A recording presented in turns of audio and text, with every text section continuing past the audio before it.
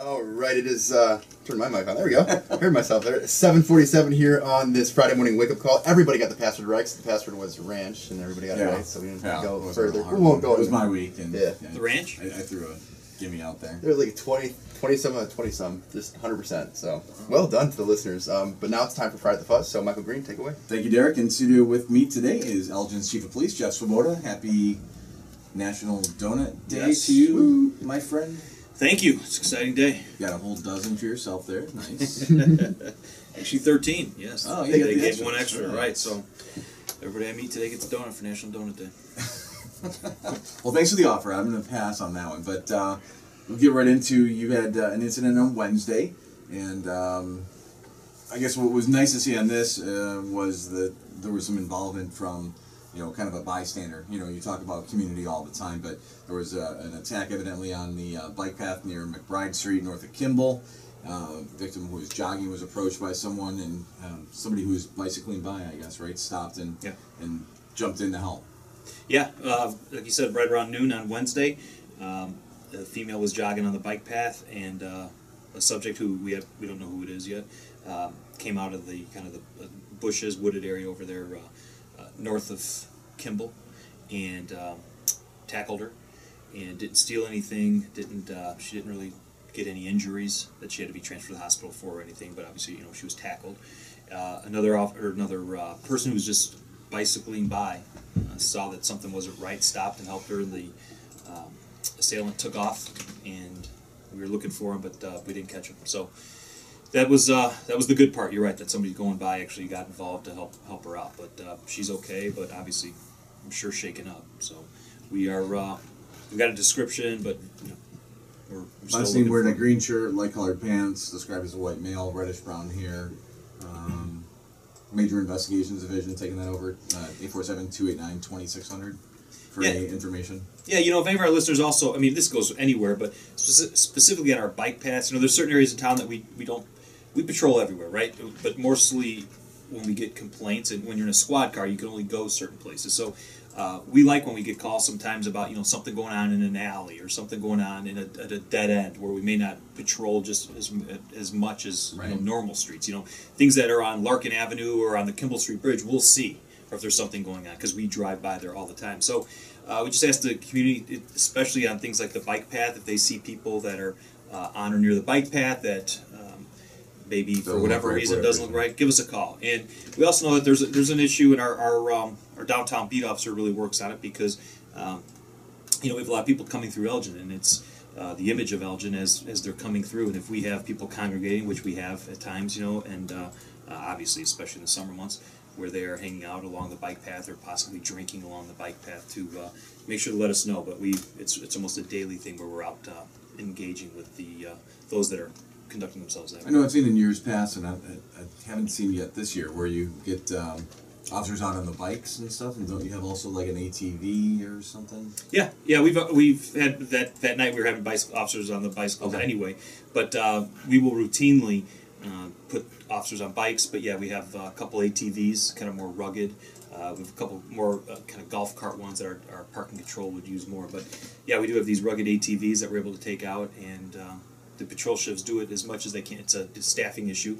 Obviously, you can't cover as much ground in an ATV as you can in a squad car, so depending on how many officers we have on the street, we'll try and get a few on the bikes. I know the downtown area, the businesses in downtown, people really like it. So we also got some bike, so we can transport them. So the carrying for the bicycles on the squad car, so we're able to put a rack on a squad car, and then the officer can go in neighborhood, because if you're leaving the station, you can only get so far, but we might need you to hop in a squad car at some point. So officers can take the bikes out to their neighborhood and try and hop on, but if something bigger is going on, then they can bring it right back to they can only be blocks away from their squad car, but then they can get back to the squad car and move around the city as they need to. So we'll be on the bikes a lot this year, as we always are.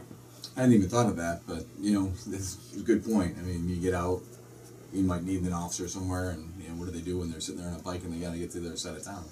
Yeah, same things with foot patrol. We really like foot patrol, and we encourage the officers to do foot patrol. I know our night shift just a really proactive one out in Poplar Creek. But just getting a group of officers, or even by yourself, just when it's nice out, get out, park the car, get out, walk, engage the community. sometimes the issue is, though, if they get a few blocks away and there's an emergency call, now they're sprinting back to their car, which takes a little time and getting in. So it's kind of just always kind of managing that. So patrol does it, but our special divisions probably do it even more because they aren't tied to the radio as much as a patrol officer. But yeah, as best we can, we get out on foot, get out on bikes, and plus it's just tell the officers it's great exercise. So get out of the car, go walk around a little bit, talk to the community, see what's going on, and kind of a win-win. With the donuts, maybe a good idea. Be doing a couple extra after today. A little bit extra walking today is needed. There's always talking.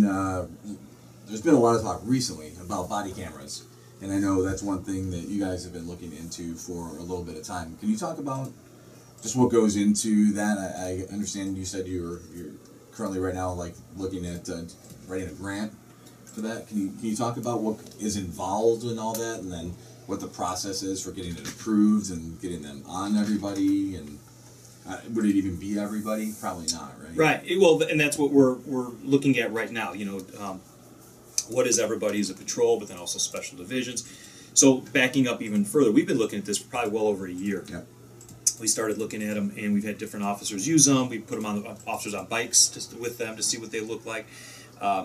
So as we're looking at, there's a variety of things that we need. First of all, it has to be wearable. It has to be to a spot where it's not falling off. It's easy to secure, so that they're not, officers don't have to keep fumbling with it. Last thing you want an officer to be dealing with is their body camera. Are they built into like the vests, or? There's all different kinds, and actually with the push coming, because there's some state law coming that's going to dictate how body cameras are used if a department chooses to go to body cameras. It's not going to say that you have to have body cameras, but if you have body cameras, you have to do. And so the technology is changing. The length of how long the batteries are good for is important. Hopefully going to see more with the kind of more wireless batteries, so that connecting to wires going to your belt and things, it just gets kind of cumbersome. So that's what we've been looking at. Where do you place them on the body? Do you want them, if they're on your chest, you're not always going to see things. An officer has his hands up, or pull a weapon and point your gun. Many times it's going to be right. You're going to be having your hands in front of the camera, so you're not going to see anything. So, do you want to wear it there? Do you want to wear it on the belt, or is that too low? Or the hat? But some officers don't wear hats. Can it be on sunglasses? So there's a lot of different ways that these can be used. And then, lastly, I would think best would be kind of somewhere around the eyes, so whatever is being shown on the camera is what the officer was seeing. And that probably would do that, though. And just how would you like to have, while you're working all day, having something right here on the corner of your eye sticking out, and how heavy is it? And again, some people wear baseball hats where you can kind of mount them on the hat, but if you don't, or you don't want, I don't wear sunglasses a lot, so glasses to me are kind of, I don't really wear them. So it's that we're kind of looking at all those different things and getting all the options. We weren't going to rush right into this. Around the country it is a hot topic, and I know some have ran out and bought the cameras, and the back end is a big part. Where do you store the data? How long do you store it for? That's where the guidelines from the state are going to come in handy. Who gets the access to the data? If you want to see, there's the Freedom of Information Act. So if you want, to see what happened on a stop, can I see your body camera? Who do we have to release it to? All those things, and so storage is very expensive. Anybody with a smartphone knows that storage, fills up quickly. When you have a lot of officers out there and you're videotaping a lot, what is your expectation of privacy with a camera? If I come in your house for domestic, can I be recording? Do I have to tell you I'm recording? All of these things, and so a lot of these answers are being fleshed out, which is nice as more and more people are talking about it. But what I've said all along is as an officer, but then also as the police chief, is your body cameras aren't the answer. Thinking that it's because there can be times where something's not going to be captured on body cam. It's not going to work. It's going to fall off. It's not going to be turned on when it was. And some may say, "Aha! See, it's not on camera. Something bad. You're hiding something." The key is just having open and honest dialogue with the community continuously, having well-trained officers who are intelligent, who do their jobs professionally, which in Elgin we do, and cameras will just be one other way to show that. But I could show you videos in our Citizens Police Academy. We did graduation maybe 2 weeks ago now, and one of the people said, I was on a ride-along, and I couldn't believe how your officers are able to keep their composure with some of the things they come across. And I said, yeah. And he's like, and I'm not even talking about like gruesome things. I'm talking about the way that people were talking to your officers, and they just remained professional, and being swore at, being called every name you can think of, and it's you got to fix again. And you realize it's I mean, when you get the job, you know it's a tough job, and people aren't always happy with the police or like the police, and so again, I think the key is just having professional officers continuously train them and giving the constant positive feedback, which we're really working on doing, and that's why I think shows like this are great. We're going to be talking about some other things that officers are doing out in the community to show that the Elgin Police Department is engaged in every way in the community. Enforcing laws is part of what we do, but really just being engaged with the community so that we can help problem solve with them, be there sometimes when they need help, but other times just to be there alongside of them, assisting in things like cleaning up parks or the riverfronts or those types of things. So a lot of stuff going on with the police department. Body cams coming. And at that point, then we'll assess who should be wearing cameras, when do we turn them on, but we're not there yet. We're in the process of applying for a federal grant to get the grant money to pay for them. So many things with, especially with social media now, how it is that, always highlights the negative. There was a recent story, it has nothing to do with you guys, but I thought to myself when it happened, like, that sounds something like you would do or your department would do. There was a mother and father who were killed on a motorcycle by a truck driver, and the officer had to go tell the 18-year-old son, who was the only child, that his parents had died. And it was like 2 days before graduation, and the officer promised him he would be at his graduation, and he was there. Oh, I didn't hear that. Hugged him on stage. Oh, really? Yeah, it was. Yeah. Had to be tough for that kid, and those are the kind of things he's like. It was the worst thing I've ever had to do was go to that kid's house. Yeah. And tell him. I mean, you don't get it. Yeah, exactly. It's a touching story, and there are just so many of them, and the things that officers see on a daily basis, and have to, the amount of bad news that officers deliver, and the things officers see, and then it's always interesting when then you say, I had this officer on a traffic stop. He was rude to me, or he was a little short, and we shouldn't be, and we need to tell officers when they are that way, hey, listen, this person thought you were rude, whatever. But sometimes, just as we cut community some breaks sometimes and give warning tickets and say, don't do it again.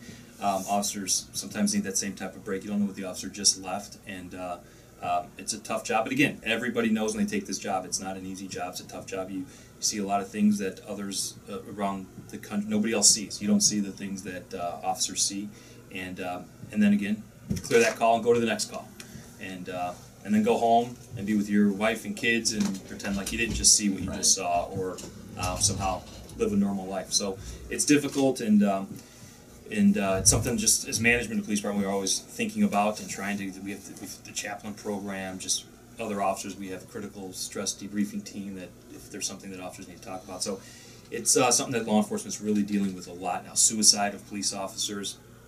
Way higher than the average. Profession out there, right? Yeah, I mean it's very high. I'm not sure exactly, but I know it's exactly. Yeah.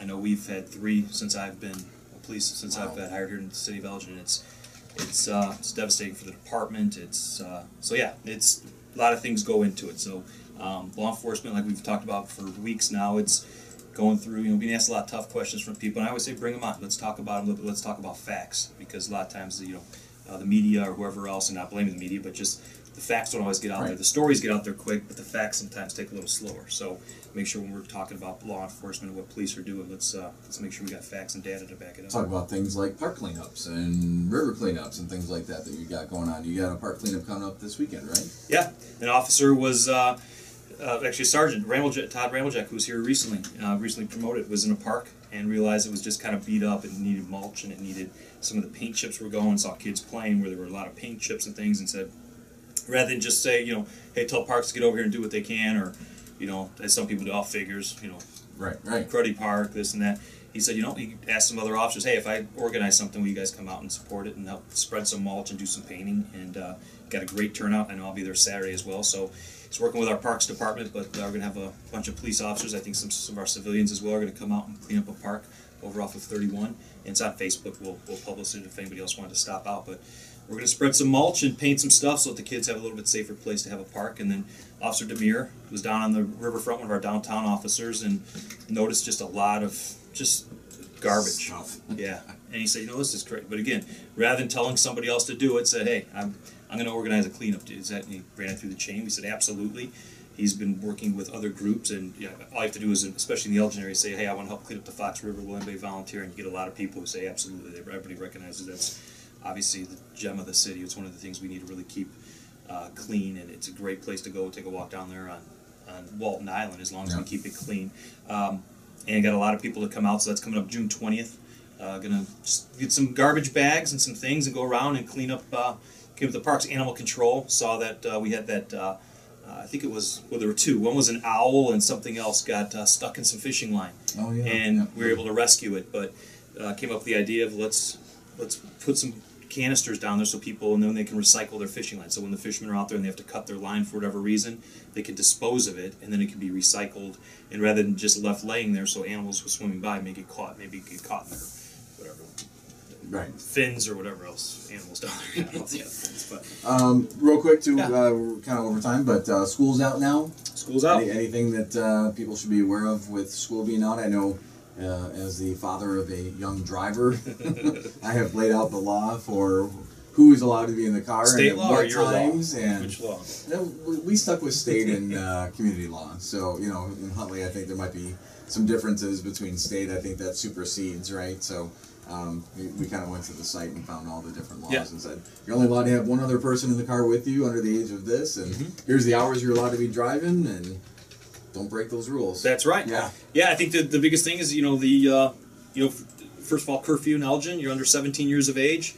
It's 11 o'clock Sunday through Thursday, and then Friday and Saturday night into the morning. Obviously, it's midnight, and so if you have 6-year-olds driving, their driving ends at 11 o'clock, and because we're running out of time, we're going to put up on Facebook what are the other restrictions. That first year, you can only one passenger in the car, and all those types of things. So we'll put something up on Facebook later if there's any parents out there who are having some young drivers starting. What are the laws? But definitely curfew. We'll have our school resource officers have, in the summertime, we put them on a curfew detail so that we have every night just officers out there looking for kids out past curfew.